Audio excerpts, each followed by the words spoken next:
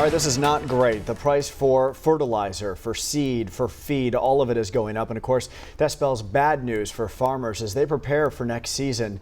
We thank you for staying with us here tonight. I'm Brian Dorman. And I'm Lori Fulbright. News on 6's Grant Stevens talked to farmers in Mays County about what's causing this jump in prices.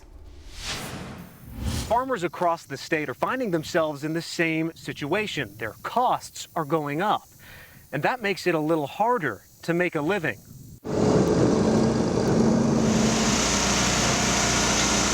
Charlie Koblenz is loading up his planter with winter wheat seeds. But getting it to grow will cost much more this year. To fertilize your wheat crop that we're getting ready to plant, it is twice as high as it was this time last year.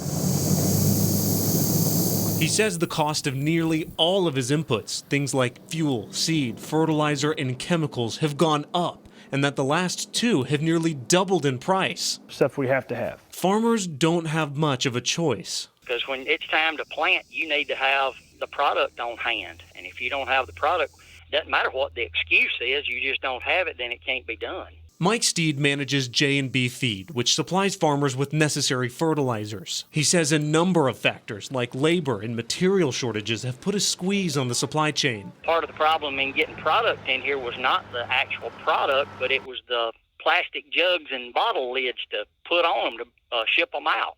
Everything has kind of got stopped up in the pipeline coming to us. A low supply creates a spike in prices, ultimately hurting farmers like Koblenz, since they can't sell their crops above market price. To finance this operation is much more of a financial risk than it's ever been, because everything at the beginning costs so much more.